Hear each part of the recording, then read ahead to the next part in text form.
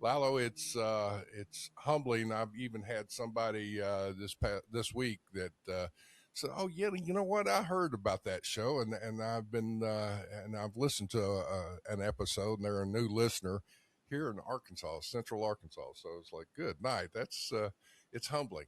I actually had a encounter the same day, the same way. Never in my life did I ever think anybody here in El Paso would. I was at a Costco, and those are super big lines all the time, and Yep. I just happened to have gotten behind someone that, as he checked out and he was leaving, I think he timed it perfectly because he was probably embarrassed or did not want to say something. I know he's listening because he says he listens to every episode, but he didn't want to give me his name. He didn't want to tell me where he's from. I told him, look, I'll give you a shout out, but he didn't want to say anything. But he's like, hey, y'all should keep up that good work that you're doing with that podcast. I was like, what the heck? Really? You listen to the podcast? So anyway, but yeah. So anyway, but today we do have a guest that we've had several of their folks from their team on our podcast before. So the law firm GDLSK, we've had Eric Smith-Wise, we've had Heather Littman, and we've had one of the founders, Mr. Frank Desiderio, as well. I think that's about it that we've had. I've been trying to get one of your newer attorneys on the podcast, but I don't know if Sarah Raymond will come on my show or not. I hope she does one day. I'll try to convince her. Yeah. So Ellen, well, we don't bite. Yeah. I'm pretty persuasive. I'll work on her. Yeah, and then so we also have Alan that said he'll come on. He's another one of the co-founders. But anyway, Alan's a good guy. Yeah, he is. He is. We have another attorney from that law firm, Valerie Sorensen-Clark. So at AEI, she was on a panel with Cindy Allen, Pete Mento, if I'm not mistaken, and was Amy Morgan on there or no? She was a moderator. Oh, okay, so she was a moderator and you three were on the panel. Okay, so every one of you have been on our podcast now. On the show. Yeah, great. So welcome, Valerie. Yeah, thank you. Thank you for joining us here on our podcast. Thanks for having me. Folks, for today's topic, I think we're going to be talking a little bit, Valerie, with the IEEPA and some of the refunds and things of that nature. But the court ruled that under the IEEPA, I guess, laws, it does not provide for the provision to issue tariffs. So all of the tariffs that were collected over whatever period of time there was apparently there are refunds now that have to be issued by the government, and that process is underway. And actually, from what I gather, it's fairly simple. However, you got to know what you're doing. So have I got that in the context that that's what's happened in a nutshell for somebody, like the dumb old country boy here that can figure it out, right? Yes, that's accurate. Okay. So why don't you say, and let's start off a little bit, what do you know about the IEEPA and your background there, and on what guidance you can give somebody? Yeah, I was an in-house customs, an in-house attorney with customs for almost a decade. I left in April. I was in the International Trade Litigation Office for the last 8 years of that time, and I was CBP counsel on BOS selections and part of the broader IEEPA litigation team in my office. So I was, CBP's attorney on that case, which is the case that, and along with Learning Resources and the Oregon lawsuit, are the ones that were kind of wrapped together and went at it, that were considered at the Supreme Court. Learning Resources didn't have the jurisdiction, so. But yeah, so I was the attorney on that, and then I was also on the team for Atmos, which was at the time the case that the CIT was using as the vehicle for the CAPE refunds, and I largely drafted the worked on the Brandon Lord declarations, the March 6th and March 12th ones in that case that were the first instances where the CBP was able to speak about CAPE, say, hey, we're doing this, and then also this is what it's going to look like. So I worked very closely with the man at Customs who was designing CAPE to write the March 12th declaration in particular. So I have a really good understanding of how it works. Well, you definitely were like right there on the inside with that. I was. When did you step out from Customs and into the private sector? In April. Actually, yeah, I left in April and I started at GDLSK in May. Well, congratulations to the other side of the table. Thank you. Thank you. Coming out of Customs, I mean, you're hardly out of back into the private sector. Well, let me ask this question. Hmm? Were you an attorney in the private sector before going into CBP? I was in private practice doing international trade, international arbitration, and some other things for about 2 years in like big law. Before then, I was a law clerk for Judge Stantu at the CIT for 4 years during his tenure as chief judge. And then I was a professor, international trade and customs professor in China. And then I went to CBP. Yeah, well, I will say that is an extremely impressive background in experience. That's the one thing, though, is that then both the well, actually 3 sides of this. Then it sounds like the private sector, obviously being in practice yourself, running your own business, if you will, being on that side of things, helping companies from litigating into the CIT and whatnot, and then joining the government side, which is a bureaucratic nightmare. The flexibility internally to the government sometimes is, or should I say, the bureaucracy just chokes you sometimes in getting progress on certain issues. But there's obviously been some things going through. Now coming back out, so. But you also have academia experience in there. So that's a whole different animal, isn't it?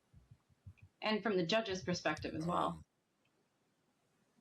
I wrote judicial opinions for first drafts anyway. But with all of that in the current scenario, let's go back to this IEEPA situation is I guess importers are they asking you, what should I do? Do I qualify? How do I know if I qualify? I mean, I'm like, look, I've been importing, my company's been importing, all these goods. What do I do? Where do I go? And what do you advise them to do?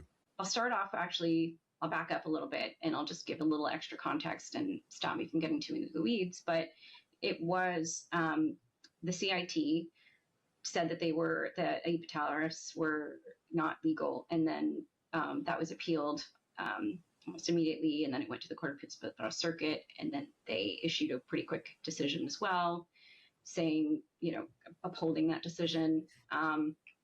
But also, and this is an important point, they remanded the order that the court issued, where it said that the government had to give back all the refunds to everybody, this universal relief. Court of Appeals said, CIT, you need to reconsider that because of the Supreme Court's decision in CASA, which was earlier that year, which kind of limited the scope of universal injunctions. And that was, the order was.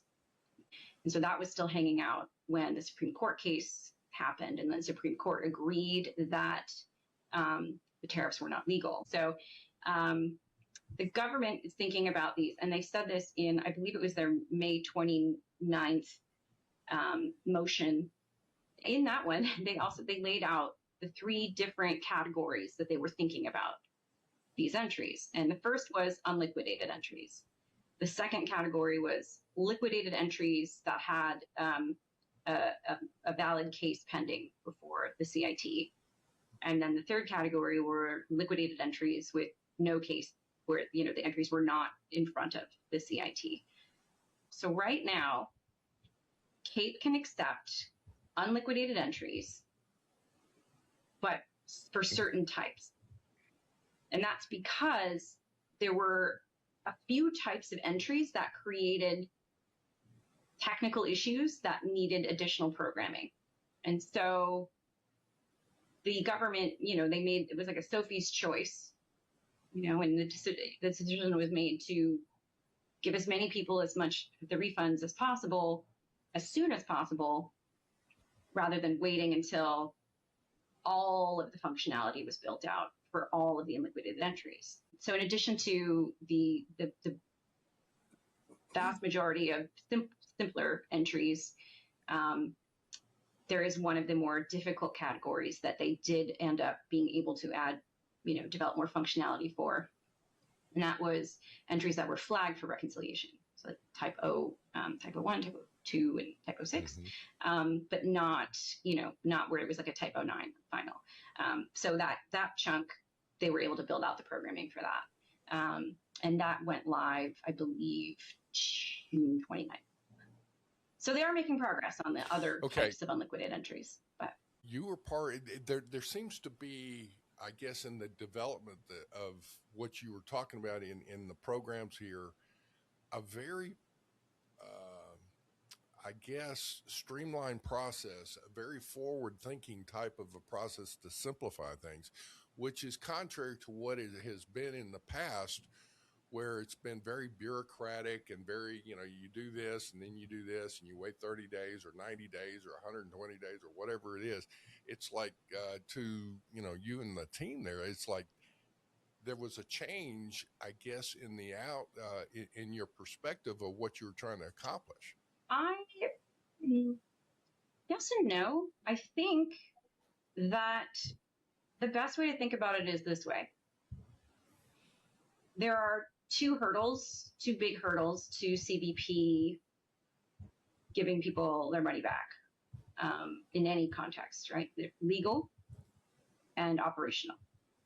Do they have the programming, right? And one of my favorite people at Customs once said, who deals with ACE a lot, you know, they want Google technology, they need to give us Google funding.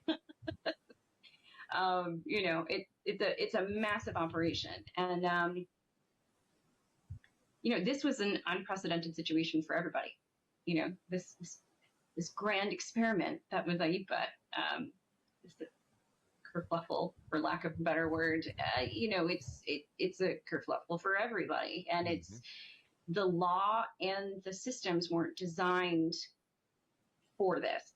And that's where you're seeing that's where the slowness is coming in.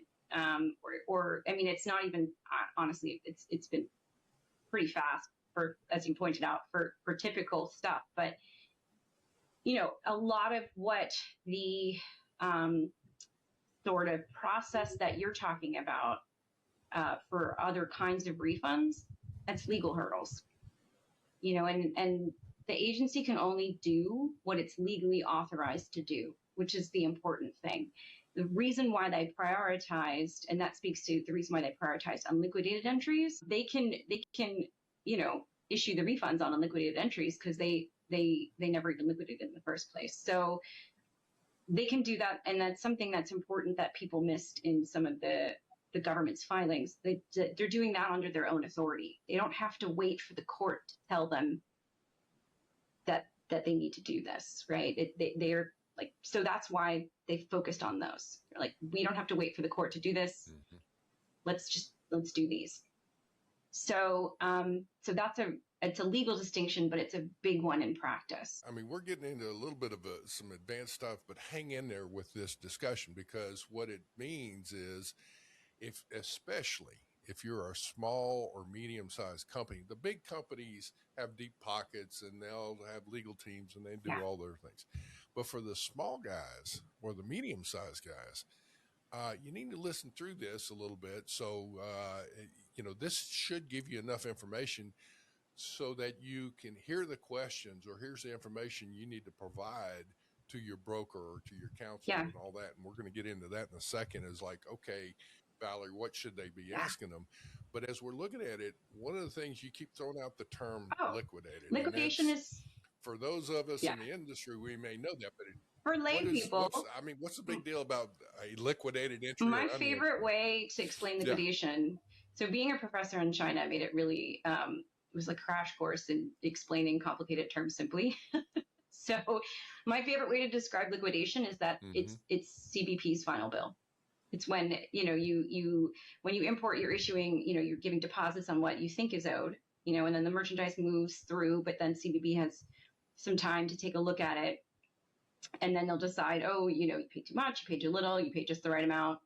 It's like Goldilocks, right? But, if you, so liquidation is, okay, here's your final bill. This is what we think you actually owe. And more often than not, it's just automatically liquidated. It's called auto liquidation. So again, it's really important. And this is where I've tried to be very active since leaving, because I'm trying to help people who are not lawyers and people who are not customs lawyers and lawyers who think they're customs lawyers, but they're not customs lawyers. Try to understand. People are missing nuances that are really, really important. In this situation, liquidation is by design. Congress only gave CBP the authority to reliquidate, which means basically reissue their final bill, right? In very limited circumstances.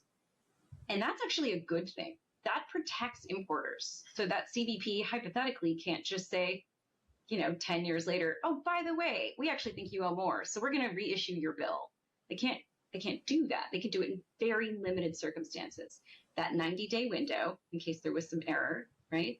That comes into play. And the other one is through protests, right? And, and then, and even then it's limited. And then the other method, though, this is not congressionally granted, it's court granted authority. And this is something that CBP has maintained, not just in this case, but across multiple cases. I was also CBP counsel on the Section 301 cases, the HMTX. So I was on that one from 2020 all the way up until almost the very end. I'm actually sad I didn't quite carry it across the finish line. But, so I'm weirdly an expert on this sort of, authority for the court to order reliquidation. And that gives CBP authority to reliquidate in certain circumstances. And CBP's acknowledged that for a long time. I know, because I've written court filings on it. And, so the court can order CBP to reissue the bill, right, with a refund. Right. But they can't just do it on their own. So that's part of the problem. And they're recognizing, and they've said they've recognized the court's legal authority to give them the legal permission to refund, to reliquidate those entries in this specific situation. But the government's view was, especially in light of CASA, because it's an open question, there's no dispute. Nobody disputes that the court can say, you need to CBP, you need to reliquidate, like reissue the bill on these liquidated entries to give them a refund for every plaintiff before the court. Like nobody disputes that. Everybody agrees, like on all sides, that the court can do that. So, that was one of the things that DOJ talked about in the June 9th hearings. Like we're just waiting for the court to give orders that we know we can clearly follow. And so the court has done that. Judge Eaton issued the orders in all of the cases, which is a tremendous amount of work. Thanks, Judge Eaton. So they're legally ready to go. And now they're just waiting for the operational green light, that all the coding and the functionality is there to be able to process those. So that's next. That second bucket of entries as far as the way the government's looking at it, right? And then the third bucket is the entries that are not in front of the court where the final bill was issued, that are liquidated. because that's still an open legal question, and especially in light of the Supreme Court's decision. Like I have my thoughts, but I'm not going to share them here. But I mean, you know, the point is, it's the court needs to decide. With that, I guess any closing thoughts here on as far as trying to be organized with this, or what people should expect, I guess, over the next few months. You were talking about that. I guess we're waiting on a decision from the CIT on that court case. Well, the right? CIT, they kind of addressed it in a court filing, but that's what the government appealed. That's why everyone was freaking out. They're like, is this going to affect my CAPE refunds? Like, no, CAPE at that time was only on the unliquidated entries. This has nothing to do with that. You don't need the court to intervene for those. Just slow your roll, you know, calm down. Everything's fine. They appealed on that third category only. And that is now at the Court of Appeals. I don't know. I haven't heard anything about what's going on with that in a bit. So that is going to have to make its way. You know, so if you want to talk about your options, yeah, call a customs attorney, any customs attorney, hopefully a good one. But you know, and just to talk about what your options are. And most attorneys, they will give, if you're not a client, they will give a free. You give a free consultation just to see if they can even help you. You know, so it's worth it just to do that. And then yeah, and then you can assess what your options are, what you can afford, what makes sense for you practically speaking. And yeah, so as far as what we can see on the horizon, that third category is going to take a little bit longer to sort out. But as far as unliquidated entries, we can expect that CBP is still working on building out that functionality for the other things that it was too tricky to do before. I do not know what's going to be going on with informal entries, because those are ones where it's immediate, you know. So, and then international mail, right? That the person abroad paid those duties, and then it all goes to the, you know, say it's like La Poste in France, right? And then La Poste, once a month will give those to customs, and they're not like, but this was sent from, you know, Jean, you know, like, you know, so you got to figure out what to do with those. And there's so many unprecedented situations that everyone's been put in. So, and I will say that the people who are designing CAPE are working super hard. And most of them were working 7 days a week while not getting paid, because people forgot there was a Homeland Security shutdown for a big chunk of that time. Yeah, the government shutdown. I got to tell you that the folks involved in CBP, first off, the teams that are in it, and I think it warrants, you make a good point. There's some great folks in CBP, and, you know, folks are easy to criticize customs at times on some of this. And I got to tell you, they were working as hard and trying to figure it out as they went along. And yeah, there was some confusing messaging, but you know what? The dedication, the passion of the folks at CBP, it's just phenomenal. Great group of people, you know. So, so anyway, well, Valerie, listen, thank you so much again, folks. If you've got some questions, the first thing to do on this, if you think that, and we're talking significant dollars here on some of this, you know, I know of somebody that only had like 3 imports, and we're talking like $12,000 to $15,000 that they had on the table, didn't realize it. It's not like a back end thing. It's people need to start, companies need to start paying attention to it, not just the big ones, but everybody. And for those who, lay people who might not understand what we're talking about with IEEPA tariffs, I'm pretty sure everybody does, but if you want to visualize President Trump with that like poster board with the tariffs, that's in the realm of what we're talking about. Well, Valerie, listen, we need to wrap this up, but thank you so much for being on the show. This has been excellent. We're going to have Valerie's contact information on our show notes, so if there's any questions, they can reach out to you and go from there. Folks, like us, share us again, subscribe, and with that, Thank you. Hope everybody has a a great day. Thanks, Valerie.